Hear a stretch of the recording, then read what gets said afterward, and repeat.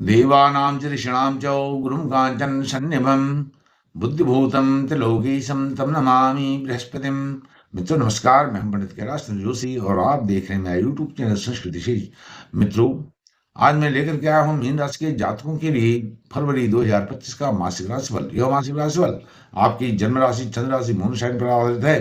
यदि आप अपनी जन्म पत्रिका का विश्लेषण कराना चाहते हैं तो वीडियो पर चले नंबर पर संपर्क कर सकते हैं। एक और विनम्र निवेदन आपसे है, यदि आपको वीडियो अच्छी लगे तो वीडियो को लाइक कीजिए, शेयर कीजिए, चैनल को सब्सक्राइब भी कीजिए। मित्रों, मीन राशि में, आपकी राशि में शुक्र उच्च के हो रहे हैं, तो शुक्र जब उच्च के हो जाते हैं आपकी राशि में तो यह मालव्य योग बनता है। मालव्य योग करेगा मालामाल। किसको? मीन राशि के जातकों को मालामाल करने जा रहे हैं शुक्र आपको, क्योंकि शुक्र आपके प्राक्रमेश होते हैं और अष्टमेश भी होते हैं। जहां वह अष्टमेश होकर के आपकी राशि में विराजमान होते हैं तो वह अच्छा परिणाम देने में समर्थ नहीं होते हैं, लेकिन वो प्राक्रमेश होकर के बहुत अच्छा शुभ परिणाम देते हैं। और एक अच्छी खबर यह है कि वह आपके धन, कुटुंब, परिवार, धन भाव के द्वादश में होते हैं। द्वादश में जब शुक्र होते हैं तो ऐश्वर्य, भोग विलास, आकर्षण देते हैं। अब वह धन के मामलों में आकर्षण देंगे। आप धन की तरफ आकर्षित होंगे, धन आपकी तरफ आकर्षित होगा। आकर्षण होगा एक दूसरे का, किसका? धन का और आपका। वाणी आपकी आकर्षित करने वाली होगी, आपकी बातें आकर्षित करने वाली होगी, आपके प्रवचन आकर्षण करने वाले होंगे, आकर्षित करेंगे, अट्रैक्शन करेंगे, अट्रैक्ट करेंगे लोगों को। और आपका जो व्यवहार है, व्यवहार भी आपका मधुर होने वाला है, मधुर संबंध स्थापित करने वाले हैं। जो लोग आपके किसी भी कारण आलोचक हो गए थे, वह आलोचक नहीं होकर के अब प्रशंसक हो जाएंगे। प्रशंसा इतनी होगी कि उस प्रशंसा के कारण आप नीचे डाउन हो सकते हैं। आप उस प्रशंसा से मुग्ध आपको नहीं होना है। यदि आप प्रशंसा के वशीभूत हो गए, उसमें मुग्ध हो गई, भाई जो हूं मैं हूं, इस तरह का भाव आपके अंदर आ गया तो पतन निश्चित है। तो धन, कुटुंब, परिवार में बहुत आनंददायक यह समय रहेगा। धन के मामलों में कुछ विवाद चल रहा था, धन के मामलों के विवाद रिजॉल्व होंगे। और कुटुंब में किसी प्रकार से अनबन हो रही थी, खटपट हो रही थी, बातचीत में सामंजस्य नहीं हो पा रहा था, वो सामंजस्य सब बढ़ने वाला है। और आपका जो वाणी का प्रभाव है, बातचीत करने का एक ढंग है, तौर है, तरीका है, वह अद्भुत होने वाला है, अनोखा होने वाला है, जो सबको अपनी तरफ, आपकी तरफ आकर्षित करेगा। जितने भी लोग आपके रेडियस में हैं और जिनके रेडियस में आप आते हैं, वह सब आपसे आकर्षित, प्रभावित होकर के ही रहेंगे। कोई ऐसा नहीं होगा कि आपसे आकर्षित नहीं होगा। आप जो भी बात कहेंगे डंके की चोट पर कहेंगे और उसके कारण सभी लोग आपके मुरीद होंगे। अब एक बात आपको और बताता हूं, शुक्र के साथ आपकी राशि में पहले से राहु विराजमान है और राहु जो होते हैं वो शनिवत होते हैं।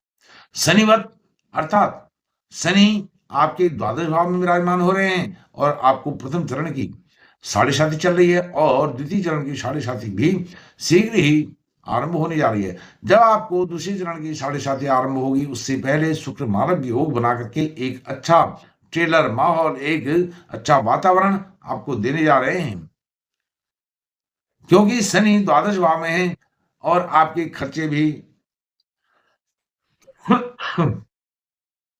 आपके खर्चे भी नियंत्रित रहे होंगे, लेकिन आमदनी भी नियंत्रित रही होगी, क्योंकि जो लाभेश हैं शनि हैं द्वादश भाव में, लेकिन जो राहु हैं वह भी शनिवत व्यवहार करने वाले होते हैं, वह आपकी राशि में विराजमान है। अब जब लाभेश वहां विराजमान है, राहु शनि की तरह, शनि की जगह पर हम राहु को रख करके देख रहे हैं। लाभेश शनि जब आपकी राशि में विराजमान है, मैं ये जो लाभेश कह रहा हूं राहु के लिए कह रहा हूं, वहां विराजमान है तो वह भी आपको बहुत कम लाभ दे रही थी। किसका?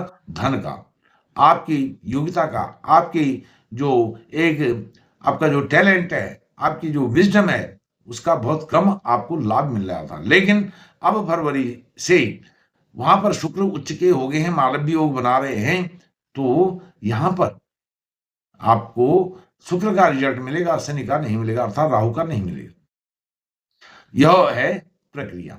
अब दूसरी बात, जो भाग्यपति आपके हैं, भाग्यपति शुक्र भाव में बैठे हुए हैं, शुक्र भाव में बैठे हुए हैं, मंगल चौथे भाव में बैठे हुए हैं। यहां पर एक बात का आप ध्यान दीजिए, आपका पराक्रम तो अच्छा रहेगा, पुरुषार्थ अच्छा रहेगा, साहस अच्छा रहेगा, लेकिन उस साहस के चलते कहीं आपके रिश्ते नाते, आपकी जो एक मित्रता का आपका व्यवहार है, वह कहीं भंग हो सकता है, भंजन हो सकता है। तो मित्रों के साथ सौहार्दपूर्ण वातावरण बना करके आप रखें, क्योंकि वह वाणी के कारक भी हैं। जैसे मैंने पहले बताया, आपकी जो प्रशंसा हो रही है, प्रशंसक बढ़ रहे हैं, आपके फॉलोअर बढ़ रहे हैं, आपके शुभचिंतक बढ़ रहे हैं, उन बढ़े हुए शुभचिंतकों, प्रशंसकों के आवेश में कहीं आप अपनी वाणी का नियंत्रण न खो दें, जिसके कारण आपको सुख की जगह दुख मिल सकता है, आप डिप्रेशन में, स्ट्रेस में और तनाव में आ सकते हैं। इसलिए आप अपने सुख को बढ़ाएं, कैसे? अपनी वाणी पर नियंत्रण रख करके, अपनी वाक्पटुता जो है, उस वाक्पटुता को बनाए रखें, उसको कर्कश न होने दें, और वाणी, वचनों के तीर चलाना, व्यंग बाण छोड़ना, यह आपने छोड़ देना है। यह रहेगा। गुरु आपकी तृतीय भाव में है और शुक्र प्रथम भाव में है, अर्थात गुरु और शुक्र का राशि परिवर्तन, गुरु शुक्र के घर में, शुक्र गुरु के घर में, यह राशि परिवर्तन योग हो रहा है, और साथ में मालव्य योग बन रहा है। यह राशि परिवर्तन योग और मालव्य योग दोनों बहुत अच्छे, सोने पर सुहागा जैसी उक्ति को चरितार्थ करते हैं। अब गुरु भी यहां पर योग कारक आपके होते हैं, लेकिन उनको केंद्राधिपति दोष लगता है, इसलिए गुरु योग कारक की स्थिति में नहीं है। फिर भी गुरु वहां विराजमान होकर के धर्म आपके भाग्य भाव को देख रहे हैं। अब भाग्य भाव को देख रहे हैं, वह है आपके कर्मेश, आपके कैरियर, जॉब के स्वामी होकर के भाग्य भाव को देख रहे हैं, अर्थात भाग्य आपका साथ देगा। जहां भी आप प्रयास करेंगे, जॉब के लिए, रोजगार के लिए, काम के लिए, वह आपका गुरु यहाँ पर साथ देंगे, और आध्यात्मिक दृष्टि आपकी बढ़ेगी।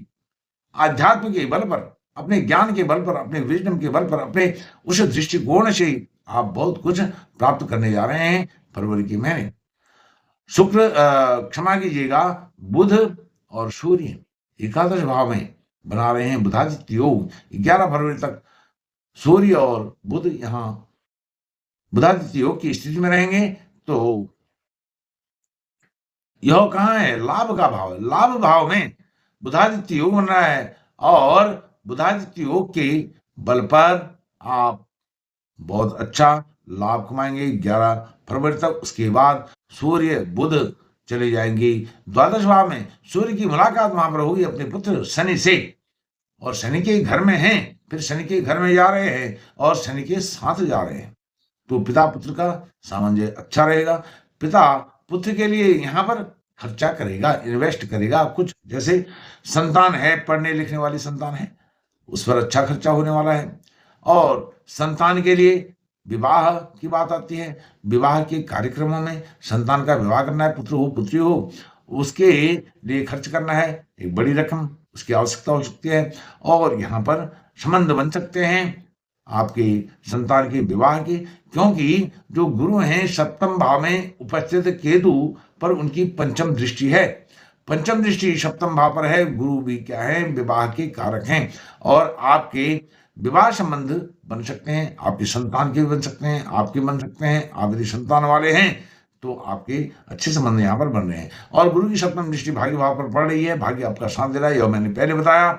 एकादश भाव पर जहाँ सूर्य 11 फरवरी तक रहेंगे, नवम दृष्टि गुरु की रहेगी, यह बहुत उत्तम स्थिति आपके लिए बनी हुई है।